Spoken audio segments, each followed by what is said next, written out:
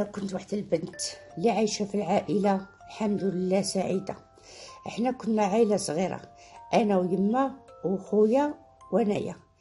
الحمد لله كنا نعيشوا في احسن ظروف، وكنا من الناس يعني مانا اغنياء مانا فقراء.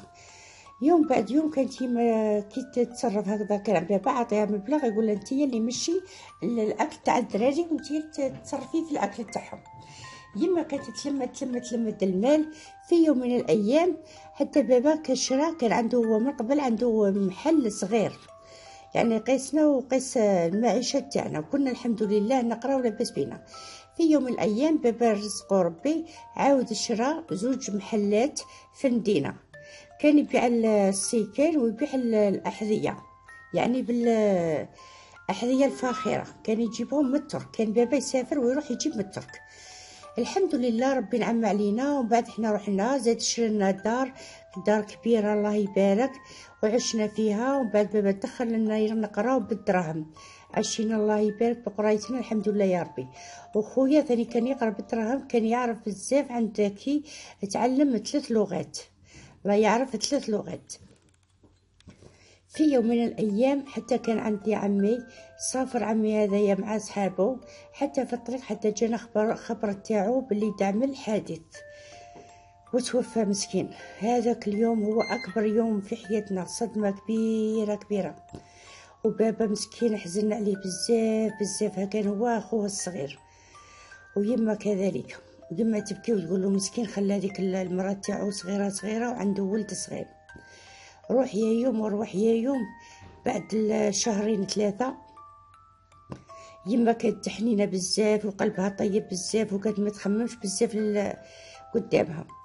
راحت احنا مجمعين انا وبابا وخويا. من بعد قالت له يا راجل حبيت نقترح عليك واحد الامر ان شاء الله توافقني عليه. قالها معليش يا مرا تقدمي قولي لي واش راكي حابه.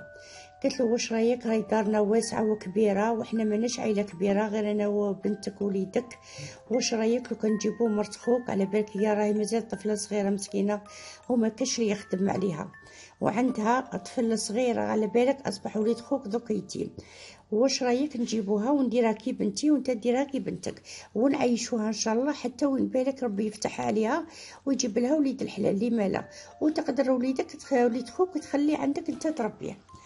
قالها والله يا مرا انت يا راكي انسانه طيبه ما شاء الله، بيا ندير الخير في وليد خويا، ولكن انا كنت خايف لو كان نقولها لك ما تحبيش، ولا بصح مادام جات من عندك والله غير تبارك الله عليك يعمر لك دار ان شاء الله. ايا راحت اما وبابا راحوا لدار جدي واقترحوا عليهم هذا، قالوا واش رايك لو كان ندير مرت خويا تعيش عندي في المدينه، انا راني الحمد لله يا ربي برزقي موسعها عليا ربي، وعندي دار كبيره الحمد لله.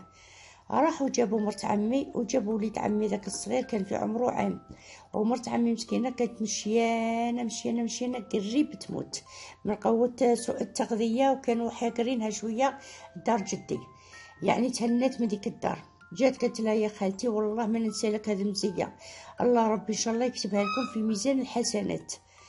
لا علينا. قالت لها يما، قالت لها شوفي راه بنتي انتيا ولا بنتي كيف ما تقضي لي لا شغل، ما تحطيش كاع يديك في الماء، انت غير بوليدك وكاريه شاربه لاباس بك، وانا هي اللي راني متحمله الشقه تاع الدار والماكله تاع الدار، انا ندبر راسي. قالت لها يا خالتي ربي يحفظك ان شاء الله، والله المهم انت ما ديريش الشيء اللي راكي درتيه لي.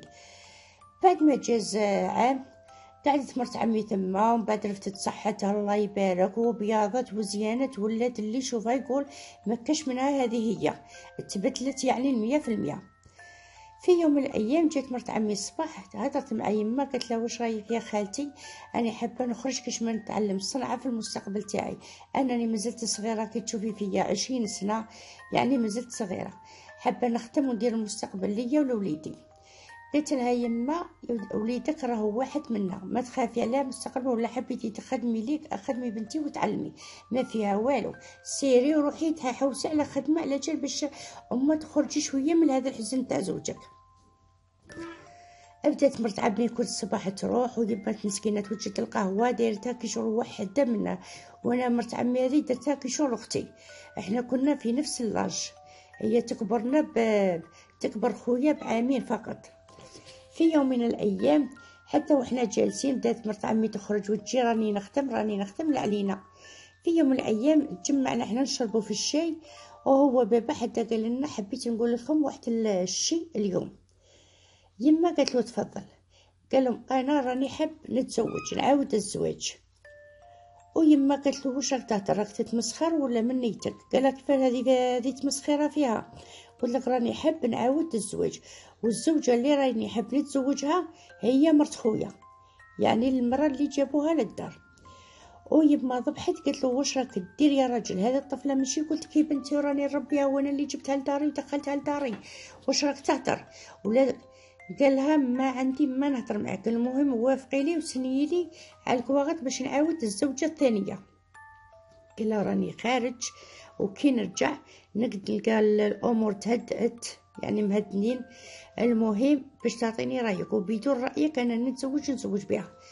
بابا خرج وحنا نضنا لمرت عمي قلنا لها يا الخداعه دخلناك لدارنا كلفعه بعد ما كنتي كيما قال راح تموتي، ديناك ونقيناك ووكلناك، هذا هو الخير اللي ترجعي لاميمتنا. نسقت يما قالت لها هذه اللي درتك يا بنتي وخرجتك وقلت لك روحي تقراي ونربي لك وليدك، هذا هو الخير اللي درتو فيك يا بنتي، رجعتيه لي. قلت لها نطقت هي ولات طفله واحده اخرى، ولات تشبه للحيه. دارت على امها قالت لها واش راكي تهضري، ما فيها والو، انا عمري ما تعلمت دخلت نتعلم، انا كنت دائما نخرج انا وياه ونروحوا نحوسوا وناكلوا ونشربوا ونعاود ندخل، وقلت لك كنت نتعلم بزياده.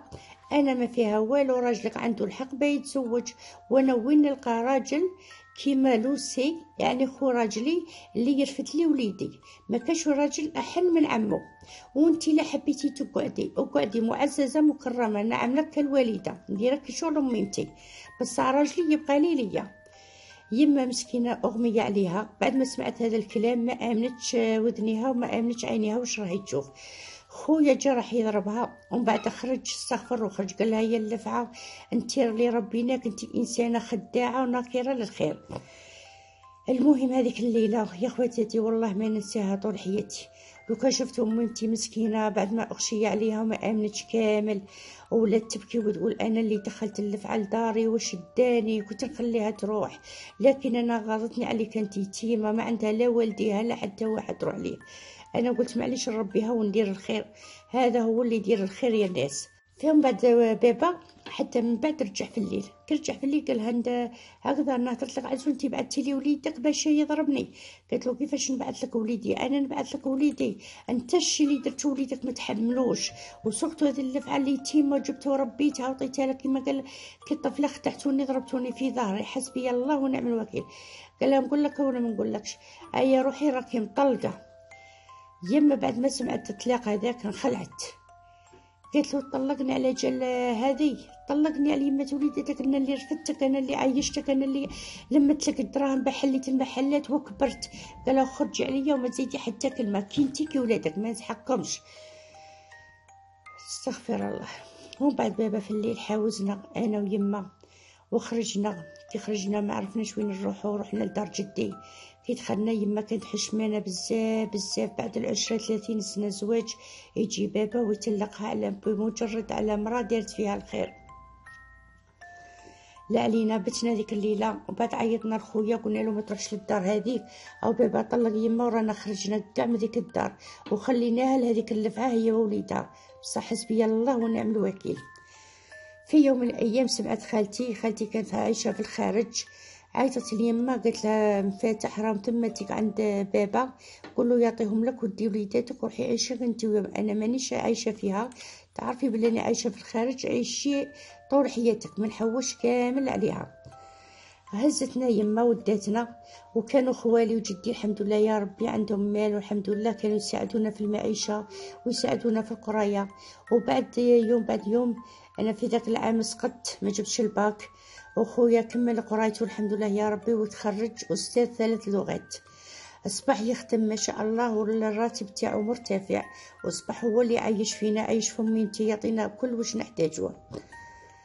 اي في يوم من الايام حتى جات جارتنا القديمه في الدار القديمه، عيطت اليما قالت لها راني حابه نجي لك ونشوفك. قلت لها يما روحي مرحبا بك. كي راحت ودخلت يما وكامل قالت لها والله يا جارتي حبيت نقول لك واحد الشيء ما تامنيش بعينك. بعد ما مر سنه على هذا الشيء قالت لها واش كاين يا جارتي؟ قالت لها شتي هذاك المراه الخبيثه اللي راجلك رماك عليها؟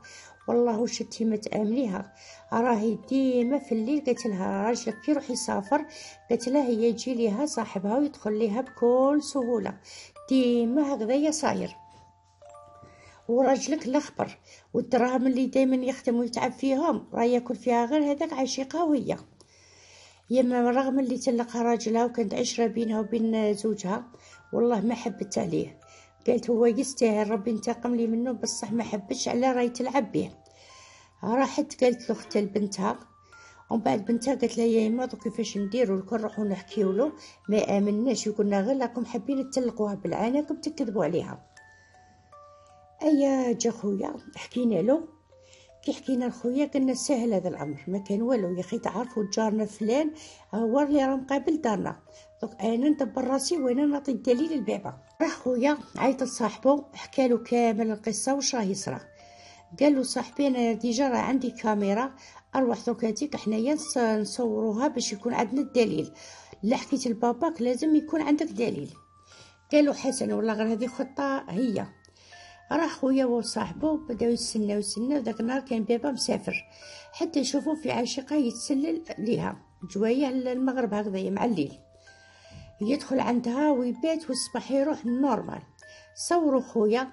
ومن بعد خويا كي جا بابا من السفر راح ليه قال له واش تحوس عندي؟ قال له ما نجي نحوس عليك ما والو، لكن انت ابي تبقى ابي، حبيت غير نقول لك هذيك الخبيثه اللي حاوسنا عليها وحاوسي ما طلقتها راهي تخونك. قال له بابا واش راك تهضر؟ هذيك غيره منكم، راكم غايرين منها وتقولوا لي هكا باش نطلقها. قالوا يا بابا تطلقها وتخليها. المهم هذا المره اللي كنت تهضر عليها راني بعثت لك ميساج وصورت لك واش كاين في دارك، روح افتح التليفون تاعك.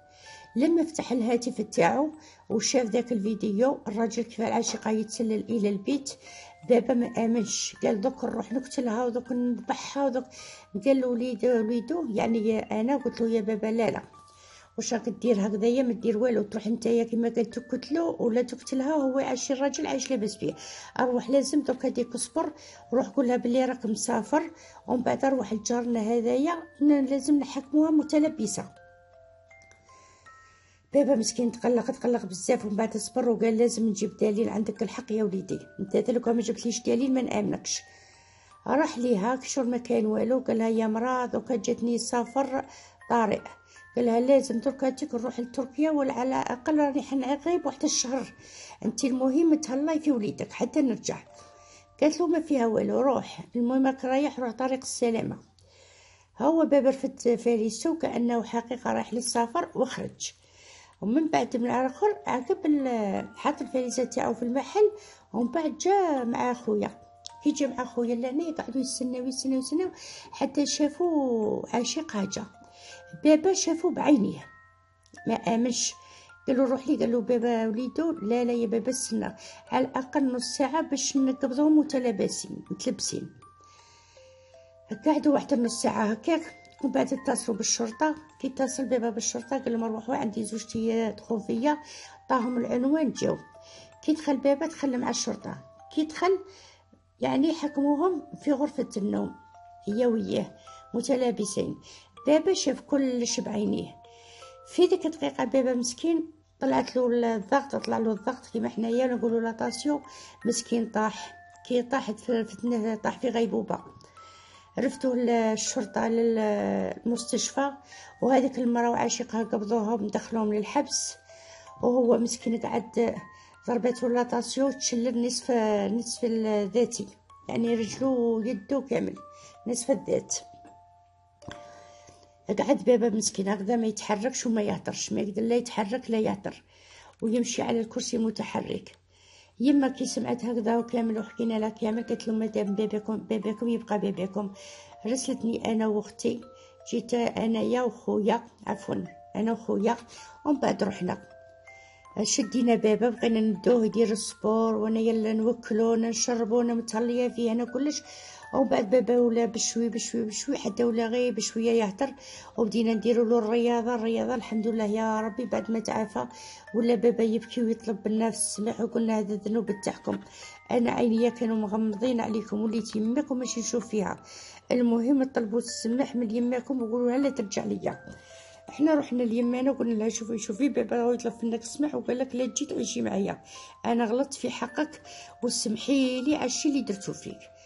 اي يما ما قبل ما حبتش، لكن والديها وخوالي وكامل قالوا لها معليش غلطه وما كاش اللي ما يغلطش في الدنيا هذه، ارجعي لدارك وزوجك، بصح بشرط قولوا يكتب لك نصف للدار، الدار هذيك يكتب لك نص ليه ونص ليه، باش غدوه ما غدوه لك يعاود يدير نفس الغلطه ما يرميكش برا كيما المره اللي فاتت. اي بابا وافق، قال لها حبيتي نكتب عليك الدار كاع ماشي غير النص، اكتب عليها هذاك النص. وعاودت يما بشوي بشوي وعاودنا رجعنا لدارنا وبدات بشوي شويه بابا وعاودوا رجعوا لحالتهم الطبيعيه، وعاد يفششها ويقلشها والحمد لله يا ربي. وعاد يما متهليه في روحها، وعاد دار لها شغاله قال لها تعب وما تتعبيش. كان بابا عنده الدراهم الحمد لله يا ربي، تجي مره على مره تجي مره في خطره في الاسبوع دير لها الميناج كامل للدار، خاطر كانت الدار تاعنا كبيره بزاف. قال لها لازم نعوضك على العذاب اللي سببته لك. او مرت عمي وهذاك عشيقها قطعوا عليهم بالسجن، ودركا بابا الحمد لله كما قال شاف هذا الشيء عبره ليه باش يفوت الخم ما يزيدش يغلط. وهذه عبره لكل واحد ما يديرش لامان، وعبره لكل امراه ما تديرش لامان لا في مرت اللوس لا في مرت كما يقولوا ضربه بالموس ولا مرت اللوس. مهما تكون خليها الله يسهل عليها، تروح لاهلها تروح وين راح حبت، ما تخليش حتى تدور لك على رجلك وتحاوزك من الدار ويسرى كما صرا في هذه القصه. واللي عجبته القصه ما ينساش يحط لي اللايك والضغط على الاشتراك، وان شاء الله باش نحط لكم بزاف من القصص الواقعيه، وان شاء الله تكون هذه القصه نالت اعجابكم. مع السلامه البنات.